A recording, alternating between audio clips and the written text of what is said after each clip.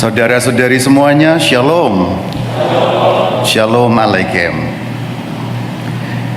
Saya akan bacakan ayat yang menjadi tema pada ibadat Paskah kali ini dari 2 Korintus 5 ayat yang ke-17.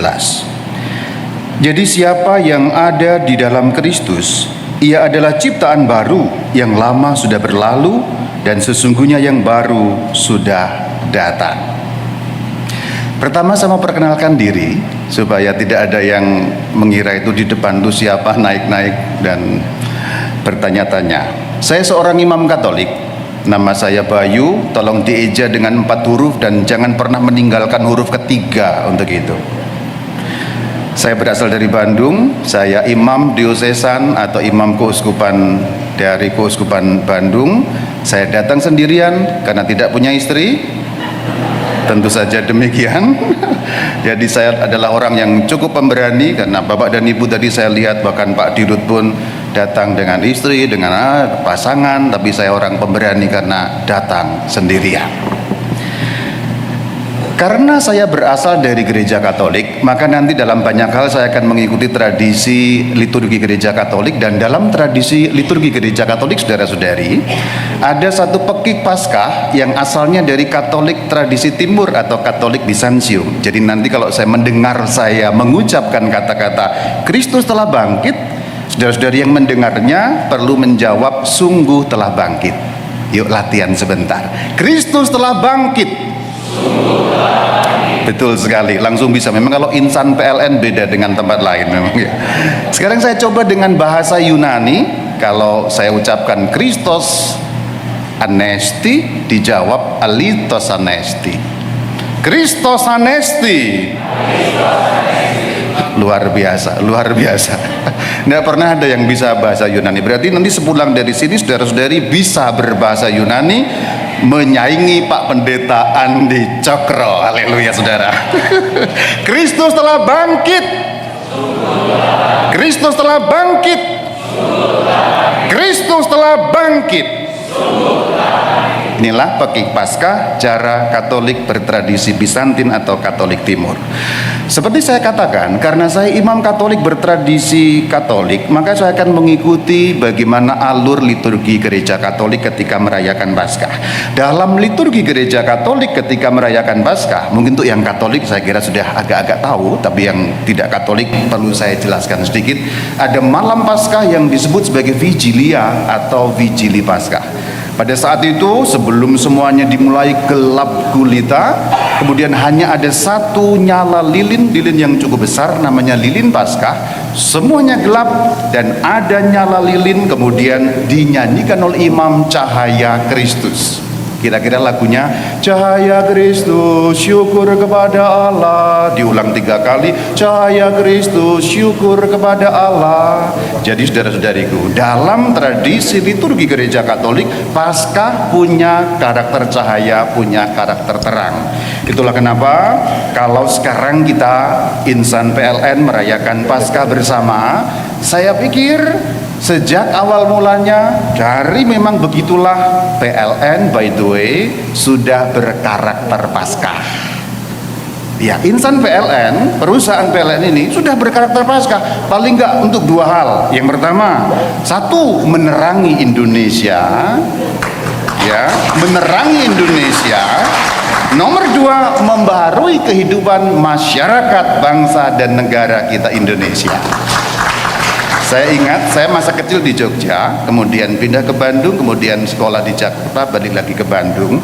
Tahun 90-an, atau kalau lebih mundur lagi 80-an, di daerah Jogja, di kampung-kampung gelap gulita. Tapi begitu PLN masuk, listrik masuk desa, teranglah dunia kami. Dan itu yang saya sebut PLN berkarakter Paskah. Maka kalau merayakan Paskah, saya pikir orang-orang PLN, insan PLN sebenarnya sedang merayakan tanda petik jati dirinya sendiri yang menerangi Indonesia, kemudian membaharui kehidupan masyarakat. Kalau kita lihat masyarakat kita dengan ada listrik masuk desa, listrik kemana-mana, kehidupan berubah, masyarakat berubah. Macam-macam hal bisa dilakukan. Bahkan sekarang ada internet, kalau tidak ada PLN, matilah internet itu. Maka internet memang penting, tapi kalau PLN tidak ada, bagaimana internet menyala? Maka saya mengatakan PLN berkarakter Paskah. Itulah kenapa sekarang kita merayakan Paskah bersama. Dan dengan itu mari kita sungguh-sungguh mengimani cahaya yang menjadi kehidupan bagi kita, cahaya yang juga menerangi setiap insan PLN juga perusahaan ini, berguna terang bagi seluruh masyarakat yang kita layani. Gereja Katolik merayakan Paskah itu satu pekan awalnya dengan Minggu Palma, ini namanya Pekan Suci, kemudian 3 hari terakhir namanya Trihari Paskah. Saya mulai dari Minggu Palma.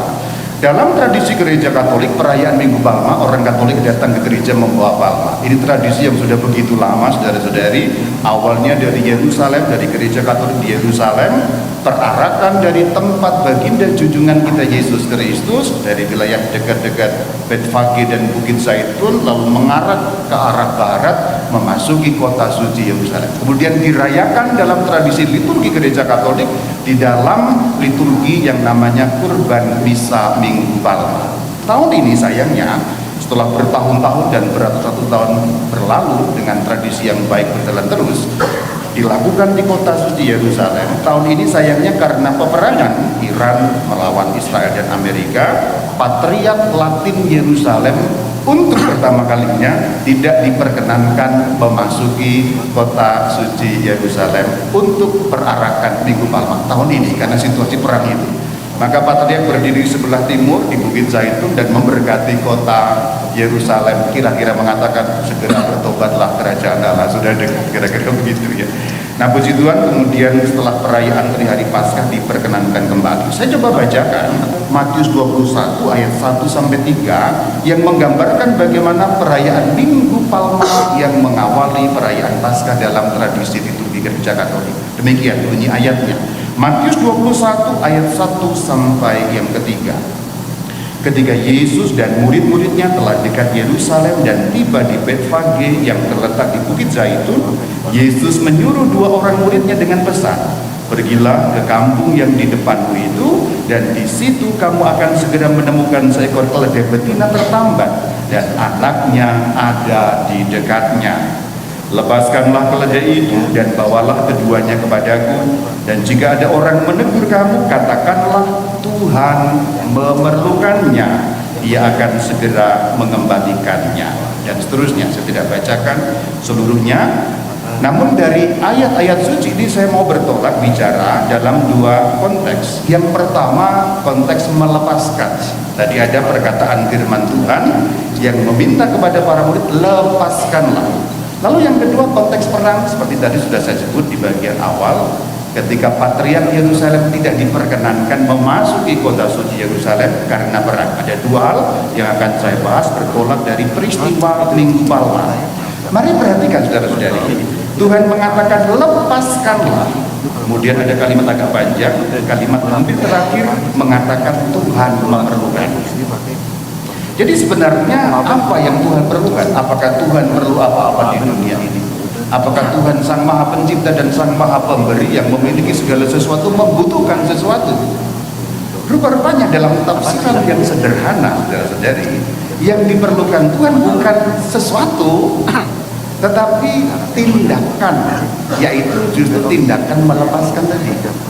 Maka ketika Tuhan meminta murid-muridnya mengambil keledai yang dilepaskan, ini bahasa singkat, bahwa Tuhan sendiri perlu melepaskan sesuatu.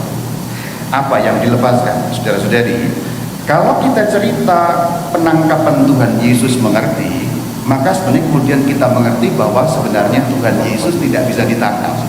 Kalau kita membaca cerita dalam kitab suci, terutama Injil Yohanes, Tuhan Yesus ditangkap dalam arti yang sesungguhnya, saudara-saudari, Yesus bukan ditangkap apalagi tertangkap tangan. Nah itu kan urusan KPK kalau itu ya.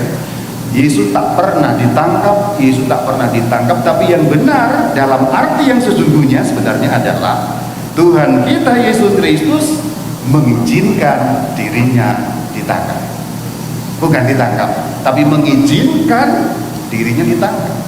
Sebab kalau kita baca cerita-cerita sebelumnya, terkhusus pada Injil yang keempat, Injil Yohanes, saudara-saudari, ketika dikatakan Mereka mau menangkap, mau lempari batu, Yesus menghilang, saatnya belum tiba. Bahkan di hari terakhir ketika penangkapan Sang Kristus, ada 600 orang mau menangkap.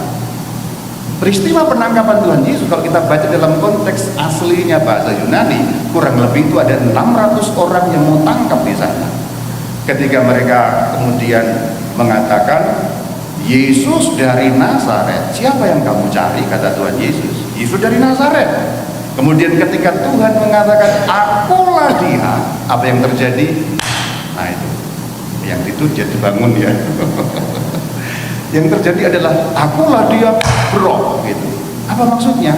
600 orang yang diceritakan itu terpental ke belakang dan jatuh ke tanah.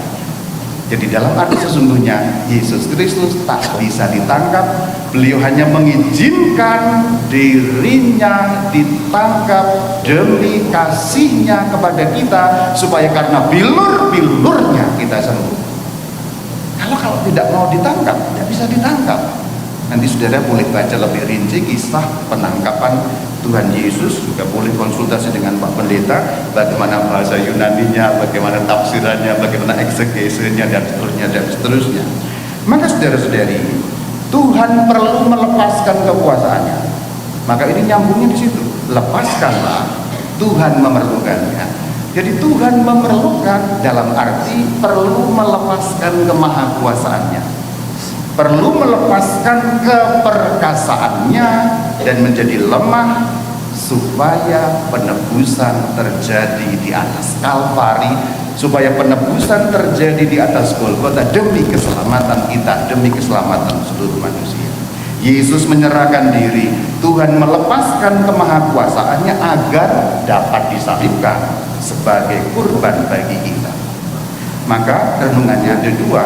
Dari peristiwa ini, Tuhan memerlukannya, lepaskanlah. Ada dua hal yang mau saya bawa kepada saudara-saudari untuk coba direnungkan. Yang pertama sifatnya personal untuk kita pribadi-pribadi. Yang kedua institusional, mungkin berguna untuk kelembagaan atau kita sebagai parokius dan seterusnya. Pertama, dalam arti personal, kalau Tuhan melepaskan sesuatu, berarti Tuhan mau mengajarkan dalam hidup memang ada yang perlu dilepaskan. Saya kira ini peristiwa sehari-hari kok saudara-saudari. Artinya apa? Kita manusia cenderung menerima, mengumpulkan, terima. Padahal hidup kita tidak begitu. Saudara-saudari bernapas, itu mengikat oksigen. Tapi apakah ada di antara saudara-saudari yang bernapas, udara masuk tanpa mengeluarkan lembab? Ada tidak? Tidak ada. Bahkan dalam kodrat alamiah kita sebenarnya aliran terjadi. Dalam kodrat alamiah, contoh bisa banyak kalau dicari, tapi dalam kodrat alamiah kita sebenarnya itu terjadi.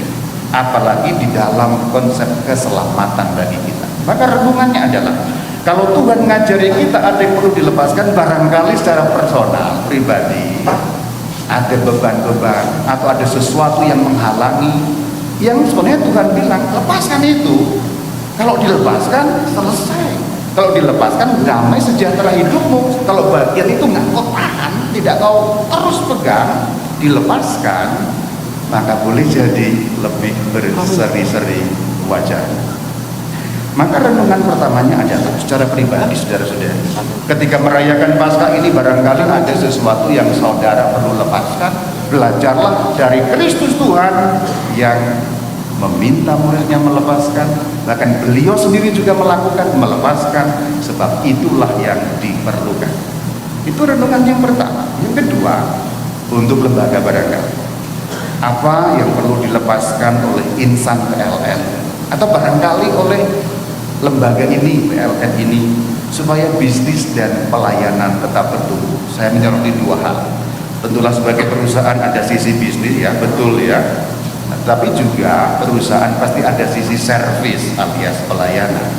Hal-hal apa di insan-insan PLN atau di lembaga PLN ini yang barangkali sebenarnya perlu dilepas agar lebih sehat bisnis dan pelayanan. Itu tawaran yang pertama. Yang kedua, kita bicara soal perang. Dalam konteks tadi sudah saya sebut di bagian awal, Minggu Palma, ada nyambung dengan perang.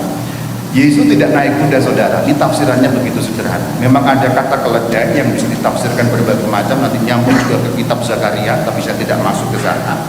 Saya hanya menyampaikan satu tafsiran sederhana. Baginda Yesus naik keledai, bukan naik kuda. Pada zaman kuno ada perbedaan besar antara naik kuda dan naik keledai. Naik kuda pantangan perang, naik kuda ngajak perang. Yesus naik keledai, ini adalah hewan beban yang tidak digunakan oleh panglima, maka pesannya untuk pribadi, hentikan perang. Saya tidak sedang berperang, pastor, saya tidak berperang, Romo. Coba lihat saudara-saudari, ketika suami istri dan pasangan tidur berpunggung-punggungan, perang itu perang, bom nuklirnya mungkin melebihi Hiroshima dan Nagasaki. Ini contoh kecil ya, contoh kecil. Mungkin dengan rekan kerja diam-diaman, marah-marahan. Ini perang. Ini perang. Maka di sini ketika peristiwa Minggu Palma kita saksikan ceritanya, Yesus naik keledai. Tafsirannya begitu sederhana, hentikan perang. Untuk lembaga, barangkali ini berguna juga. Saudara-saudari, sebenarnya logika perang itu logika zaman abad-abad lampau. Logika modern itu logikanya nggak lagi perang sebenarnya. Logika pada zaman kuno perang sebab apa? Pada zaman lampau, kelompok negara atau apapun entitas tertentu di dunia perang karena ingin mengambil sumber daya yang lain. Ini hukumnya hanya impas-impasan itu loh, zero sum game, kalau bahasanya zero sum game. Logika zaman dulu, kalau ada satu saya ambil, kamu nggak punya, saya jadi punya. Diambil, saya nggak punya, Anda yang punya. Itu zero sum game itu begitu. Ini logika perang, mengambil sumber daya. Tetapi ketika dunia makin berkembang, ada keterhubungan global di dunia, sebenarnya logika perang irrelevan. Karena di dalam dunia modern yang seperti yang kita hidupi sekarang, hukumnya, logikanya bukan lagi zero sum game sebenarnya, bukan impas-impasan, tetapi apa yang relevan kemudian? 3 hal saya tawarkan: koneksi, korelasi, kolaborasi. Keterhubungan itu koneksi, korelasi itu berarti satu hubungan yang timbal balik, dan kolaborasi, laborare artinya bekerja, kolaborasi bekerja bersama. Sebab logika pada zaman sekarang bukan lagi logika zero sum game. Barangkali untuk lembaga berguna, saya nggak tahu. Untuk insan PLN, tawaran saya adalah seperti itu. Perang, meskipun memang ada orang-orang gila macam Donald Bebek seperti itu ya, saya kira masih selalu ada orang-orang gila seperti itu. Tapi perang sebenarnya irrelevan dan tidak cocok dengan semangat zaman yang saling terhubung ini. Ini pelajaran pertama dari Minggu Palma. Saya masuk mengikuti liturgi Katolik. Liturgi Katolik kemudian masuk hari Kamis, namanya Kamis Mandat atau Kamis Putih, saudara-saudari. Ada satu tradisi dalam Kamis Putih, yaitu tradisi pembasuhan kaki. Biasanya umat-umat di antara jemaat dipilih untuk maju 12 orang. Tidak perlu dicari Yudasnya yang mana ya. Bahwa ada 12 orang. Kemudian nanti pastor melepaskan seluruh pakaian liturginya yang megah itu, hanya menggunakan long dress putih namanya alba, seperti dasternya ibu-ibu itu kira-kira. Kalau yang Katolik tahu ya, daster putih begitu. Kemudian berlutut membasuh kaki jemaat pada hari Kamis Putih. Itu tradisinya. Bersumber dari mana? Yohanes 13 ayat 4 sampai 5. Saya baca. Lalu bangunlah Yesus dan menanggalkan jubahnya. Ia mengambil sehelai kain lenan dan mengikatkannya pada pinggangnya. Kemudian ia menuangkan air ke dalam sebuah basi dan mulai membasuh kaki murid-muridnya, lalu menyekannya dengan kain yang terikat pada pinggangnya itu. Kalau saudara-saudari, terutama yang Katolik, tetapi kalau yang Katolik saya coba memberikan gambaran. Biasanya jemaat duduk di kursi, kemudian kakinya dibuka, sepatu dijulurkan, pastor yang melambangkan Yesus akan berlutut di depan jemaat dan mulai membasuhkan. Kira-kira kurang lebih, saya kira bayangan saya zaman dulu juga Yesus begitu. Jadi peristiwa Paskah terutama pada Kamis Putih adalah peristiwa Tuhan yang berlutut. Mana ada Tuhan jenis mana Tuhan berlutut di hadapan manusia? Hanya Tuhannya orang Kristen yang berlutut di hadapan manusia. Coba carikan kepada saya, Tuhan jenis mana, Tuhan yang mana, model yang mana. Tuhan yang berlutut di hadapan manusia. Sebab dengan membasuh kaki, posisi Kristus lebih rendah daripada murid-muridnya. Karena Kristus memposisikan dirinya sebagai pelayan. Tuhan yang berlutut. Maka kalau kita merayakan Paskah sekarang, ingat Tuhan yang berlutut. Maka kalau Tuhan berlutut, kata Tuhan Yesus, kamu menyebut aku guru dan Tuhan, maka lakukan juga seperti yang kulakukan. Kan firman-Nya kurang lebih seperti itu. Maka saudara-saudari, mari coba perhatikan ide Tuhan yang berlutut ini. Tuhan yang berlutut di hadapan manusia. Menarik sekali bukan? Ide yang menarik sekali. Tuhannya orang Kristen itu luar biasa. Nggak terbayangkan Tuhan kok berlutut di hadapan manusia. Namun artinya apa? Kalau berlutut berarti ia mengambil tempat rendah, bahkan tempat yang paling rendah. Kalau dia mengambil tempat rendah, bahkan tempat yang paling rendah, artinya apa saudara-saudari? Kalau saudara-saudari mengambil tempat yang rendah, bahkan tempat yang paling rendah, tidak ada kemungkinan merendahkan pihak lain. Kalau saudara-saudari mengambil tempat yang rendah, bahkan yang paling rendah, saudara tidak punya kemungkinan merendahkan pihak lain. Maka peristiwa Paskah, terkhusus Kamis Putih, itu yang diajarkan baginda junjungan kita Yesus Kristus. Ambil tempat yang paling rendah, sehingga tidak ada kemungkinan bagimu untuk merendahkan pihak lain. Maka tawarannya lagi-lagi dua. Pertama pribadi, yang kedua lembaga. Yang pertama, kalau Tuhan mengambil tempat paling rendah sehingga nggak mungkin merendahkan yang lain. Secara pribadi, saudara-saudariku, harus kita akui, kita manusia ini memang kalau menurut Mandra sombong amat. Tahu Mandra ya? Tahu ya, sombong amat. Ya, kita manusia ini sombong amat. Kita merasa pusat dunia, kita merasa hebat, kita merasa satu-satunya yang luar biasa, yang lain apa sih kamu tuh, gitu kira-kira begitu. Maka kalau merayakan Paskah dan ingat Tuhan yang begitu, coba kita mulai belajar membedakan apa maknanya bangga dan apa maknanya sombong. Saya bisa menjelaskan apa maknanya bangga dan apa maknanya sombong. Itu dua hal yang berbeda sebenarnya. Tapi saya kira saya tidak perlu berpanjang-panjang. Dan coba menghindari, kita latihan untuk tidak memelihara megalomania dalam diri kita. Atau kalau dalam bahasa yang lebih spesifik, ada yang namanya Dunning-Kruger effect. Nanti boleh dicari ya. Kita manusia itu kadang-kadang apa sih? Saya sebagai seorang pastor ini sharing sedikit saja. Apakah juga dihinggapi seperti itu sebagai Romo? Ya kadang-kadang juga begitu. Jelek-jelek saya punya channel YouTube. Ya, saya punya channel YouTube pengajaran katekese, katekese sedikit. Nanti boleh diklik ya. Silakan, ini kan juga ada live streaming, silahkan diklik nanti ya. Katekese sedikit. Enggak usah subscribe, udah kebanyakan. Nah ini kan sombong amat kan? Sombong amat ya.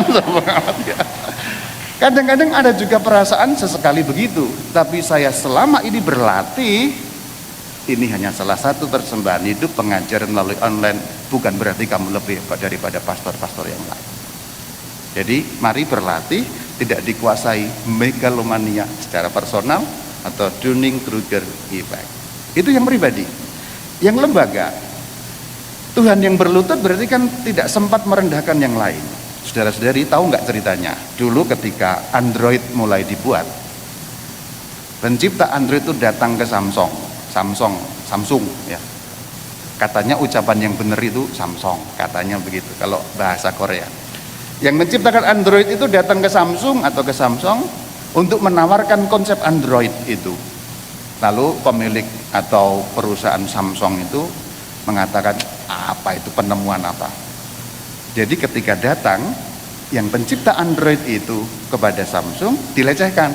Apa sih ini perusahaan kecil atau hanya inovasi-inovasi nggak jelas. Tapi tahukah saudara sekarang berapa pengguna Android di seluruh dunia? Maka barangkali untuk lembaga, belajarlah menghargai inovasi pihak-pihak yang mungkin tampak lemah dan tidak jelas di awalnya. Karena siapa tahu justru inovasi ide-ide seperti itu yang tampak lemah, tampak kecil, sesungguhnya adalah benih yang akan bertumbuh menjadi pohon yang besar dan berbuah lebat pada masanya. Ini tawaran saya untuk lembaga, insan PLN atau perusahaan PLN ini juga. Sekarang kita lompat ke Jumat Agung. Jumat Agung itu hari Jumat biasanya jam 3 paling laku. Kalau dalam tradisi gereja Katolik ada tradisi yang namanya Pasio. Pasio itu apa? Pembacaan kisah sengsara.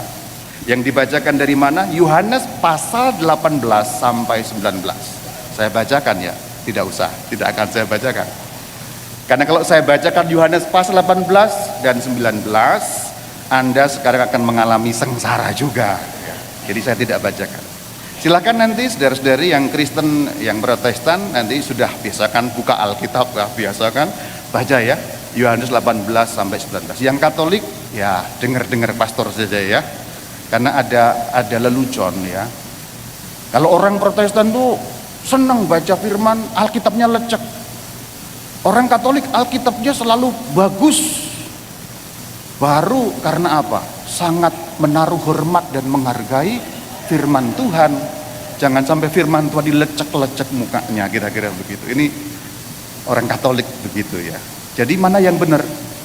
Mana yang menghargai? Apakah orang Protestan yang lecek itu atau orang Katolik yang bersih? Ya sama-sama lah ya sama-sama menghargai sebenarnya ya. Karena ini kan perokris ya, kita bersaudara, tidak mau saling mencela ya. Yang bersih menghormati dengan cara memelihara keindahannya, nah kan gitu. Yang lecek dengan cara membaca dan menanamkannya dalam hati ya, sama sebenarnya ya. Tepuk tangan untuk perokris ya. Ya kira-kira begitu. Kembali ke laptop. Pasio itu kisah sengsara, artinya Tuhan yang menderita. Perhatikan tadi, Tuhan yang berlutut, tapi tidak hanya berlutut, menderita. Bahkan disimbolkan dalam liturgi gereja Katolik. Kalau Jumat Agung, yang Katolik sudah hafal, imam akan telungkup rata dengan tanah. Kalau Jumat Agung, yang manggut-manggut ini Katolik, yang nggak manggut-manggut ini Katolik tapi nggak pernah ke gereja. Itu menelungkupkan rata dengan tanah. Jadi telungkup ini menggambarkan Kristus, tanda petik rata dengan tanah. Ini gambaran begitu. Maka saudara-saudari, Kristus sebagai kurban, ini Kristus mati supaya kita hidup. Yuk kita belajar sebentar logika kurban yuk. Biasanya kalau orang Kristen ditanya, bagaimana mungkin orang dosa, saya berdosa kok dia yang dihukum? Ngaco itu. Kadang-kadang ada dari tetangga-tetangga gitu begitu kan. Saya mau jelaskan. Tentu ini saya membuat simplifikasi saudara-saudari. Tapi logika kurban sebenarnya sehari-hari sekali. Logika kurban itu adalah si A mati supaya yang B hidup. Si itu mati supaya yang ini hidup. Ini logika sehari-hari. Tadi siang di sana saya makan ayam. Saya makan ayam, ini logika kurban sehari-hari. Tentu ini tidak teologis tapi membantu kita menjelaskan konsep yang teologis ini. Tadi saya makan siang di VIP, VIP ya, keren ya, VIP ya. Sombong amat ini ya. Di tempat VIP makan ayam saya. Saudara-saudari, ketika ayam disajikan di meja makan, ayamnya hidup atau mati? Tentu saja mati. Kalau ayamnya hidup, saya pikir barangkali panitia mulai kehilangan kewarasan, saya kira begitu ya. Ayamnya mati. Jadi logika kurban begitu sederhana. Alam kita memang begitu. Yang ini mati supaya hidup. Ayam mati supaya Anda tetap hidup. Sapi-sapi mati supaya Anda bisa melanjutkan hidup. Semua yang kita makan mati supaya memberi hidup kepada kita. Ini logika kurban yang begitu sederhana. Kalau dengan logika kurban yang begitu sederhana, kemudian sulitkah kita memahami Kristusnya mati supaya kitanya hidup? Masa Kristus kalah sama ayam? Ayam mati kita hidup kok. Ini tentu logika kurban yang sederhana, tentu saya simplifikasi, tapi memudahkan karena biasanya orang juga bingung bagaimana mungkin Kristus yang mati saya hidup. Lah bagaimana mungkin ayamnya mati di kau yang hidup? Sederhana sekali kan logika kurban. Kristus yang mengorbankan dirinya bagi kita. Maka renungannya dua, lagi-lagi satu untuk pribadi, satu untuk lembaga. Mari mengingat di masa Paskah ini ada banyak orang yang berkorban juga untuk kita. Suami-suami mungkin harus ingat juga, istri-istri itu banyak juga kurban. Kurban macam-macam. Nah, ingatlah, nanti pulang silahkan suami-suami, mak sudah kurban apa mak gitu ya. Juga ingat para istri, suami-suami juga kurban banyak hal untuk hidup tetap berjalan, rumah tangga tetap berjalan. Itu hal yang sederhana yang kita pelajari dari Jumat Agung ketika kita merayakan peristiwa Paskah. Untuk lembaga, barangkali kita perlu sekali lagi mengingat, ada banyak orang dalam bisnis ini, dalam pelayanan ini yang kurban, tanda petik, dalam arti berjerih payah. Mari mengingatnya, memberikan satu penghargaan yang baik untuk mereka yang tanda petik berkurban, berjerih payah, dan seterusnya, dan seterusnya. Terakhir, Minggu Paskah. Bagian terakhir dalam liturgi Gereja Katolik, Minggu Paskah dirayakan mulai dari Sabtu sore. Sebab dalam hitungan liturgi Katolik, Sabtu sore atau malam sebelumnya sudah merupakan hari Minggu, mengikuti kalender Yahudi yang menghitung hari bukan dari jam 12 malam, tapi dari jam 6 sore. Dalam tradisi Katolik ada yang namanya Exsultet pada Vigili. Exsultet kemudian disusul oleh Prefatio. Dalam Prefatio, kalau dalam tradisi Gereja Katolik, ada dua kalimat yang menggambarkan inti Paskah secara ringkas, saudara-saudari. Kalimat itu berbunyi, dengan maut ia menghancurkan kematian, dengan bangkit ia memulihkan kehidupan. Misteri Paskah diringkas dalam kata-kata Prefatio dua kalimat ini. Paskah adalah Kristus yang dengan maut menghancurkan kematian, dengan bangkit ia memulihkan kehidupan. Dan pemulihan itu ditunjukkan dalam liturgi Katolik. Kalau Vigili Paskah itu mulai membaca dari Perjanjian Lama, kitab Kejadian, ketika Tuhan menunjukkan kepada kita penciptaan yang sungguh amat baik, kemudian manusia berdosa, tapi Tuhan pulihkan. Maka saudara-saudari, Paskah sebenarnya pemulihan. Paskah sebenarnya restart. Anda sering kan, kalau HP ini mulai hang nggak jelas, di restart kan, supaya kurang lebih normal kembali. Paskah adalah restart, dan itu tampak dalam bacaan-bacaan kitab suci ketika umat Katolik merayakan Vigilia Paskah, penciptaan, keluaran dari Mesir selalu dibacakan. Ini pemulihan kembali, bangsa yang dulu bukan budak menjadi budak, dipulihkan oleh Tuhan. Dan terakhir, kebangkitan Kristus sendiri, pemulihan kehidupan. Renungannya untuk Anda pribadi dan lembaga ada, tapi keduanya saya ringkas dalam hal yang sama. Apa yang selama ini membuat hidupmu rusak? Yuk dipulihkan, sebab semangat Paskah adalah semangat pemulihan. Lagi pula saudara-saudari, kata religion dalam bahasa Inggris religio ini asalnya bahasa Latin dari religare, agama. Dalam bahasa Indonesia kan kita ngomong agama, Inggrisnya religion, Latinnya religio, itu akarnya dari bahasa Latin religare. Re artinya kembali, rigale itu artinya ikatan. Jadi agama sebenarnya kalau dalam bahasa Latin berarti terikat kembali. Itulah esensi Paskah. Kalau kita beragama, apalagi ikut Kristus, sebenarnya kita merayakan Paskah itu merayakan ketersambungan kita kembali, keterikatan kembali, yang di dalam bahasa iman Katolik diwujudkan di dalam Exsultet yang berbunyi, sungguh berbahagia malam ini yang menghubungkan kembali surga dengan dunia, Allah dengan umat manusia. Ada lagunya ini, sungguh berbahagia malam ini yang menghubungkan kembali surga dengan dunia, Allah dengan umat manusia. Nah itu, maka sekarang saudara-saudari saya mengajak, Paskah itu terikat kembali, terhubung kembali, terpulihkan kembali. Mari kita memulihkan relasi-relasi yang barangkali terpisah, disatukan oleh semangat Paskah. Maka cocok dengan tema yang ditawarkan panitia, kebangkitan Kristus membaharui kehidupan kita. Pulih berarti pembaharuan. Bagian terakhir sebagai hadiah, saya akan sampaikan nyanyian Paskah dari Gereja Katolik Ritus Timur dalam bahasa Yunani, saya sambung dalam bahasa Indonesia. Tapi sebelumnya disclaimer, mohon maaf kalau suara tidak sebagus Bapak Robert Purba dan Bapak Wilfried tadi ya.